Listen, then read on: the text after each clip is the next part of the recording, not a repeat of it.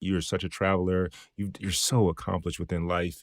You come from an affluent family. How's that shifted you in terms of your thinking when it comes to just the outside world and those individuals that may not be in from an affluent family? And then Yeah. two, what do you want people to know about someone that comes from like affluent family? Because I know a lot of people must, oh, she's beautiful. She comes from this, this, and they kind of almost count you out because of things that were out of your control and because of things that you I think you've worked just your been handed ass off of. everything. Yeah. Yeah. What are your thoughts on No, that? to be honest, I think I've had the best of both worlds because um one, my mom came from absolutely nothing. She was from Greece, like played with lamb bones as toys, and she is the least like materialistic person you'll ever meet. And then my dad also really didn't come from anything, but he was able to make, you know, a lot of success for himself. So they both kind of had like the foundation of not being like spoiled brats.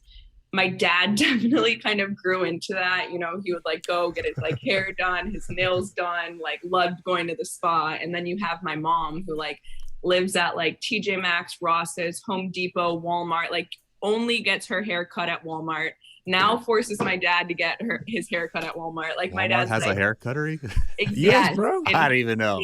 I in don't even know. Homestead down here in the Keys. So it's been great because I've been exposed to things that like people strive for in terms of like going, whether it was like a boarding school. You know, I've met so many people who have just had like really cool upbringings and really great stories. Like a lot of my friends have been from like the Middle East or from China or like again all over the world, and I was able to do that because my parents did send me to that boarding school, where there's a like you just learn so much, because whether it's like the Korean girls teaching you how to make soup or like the Middle Easterns like teaching you all about their traditions, like I definitely learned at a young age, just that, you know, people are different and learn how to like respect their differences and like appreciate of it. And you also learn during the way like what you want when you travel, when you do that stuff.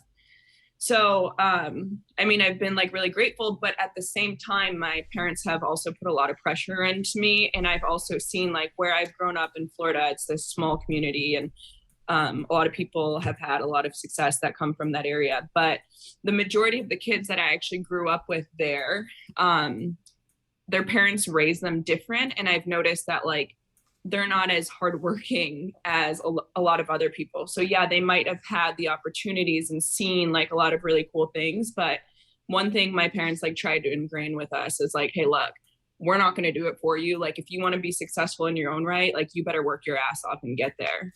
And that's like one of the best things that, you know, I could thank my parents for putting that pressure on us to essentially say like, hey, like instead of like, here's a check, they're like, okay, now go work your ass off and you figure it out.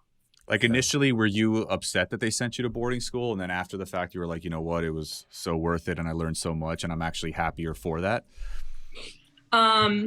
You know what? It wasn't necessarily even my parents. It's like when I'm the youngest of six kids and we're all a year apart, like since fourth grade, I knew I was going to boarding school. And it wasn't like they didn't like push me. They didn't say you have to go. But I think I put pressure on myself knowing that every single one of my other siblings went. And if I wasn't going to be the one to go, it was like disappointing myself.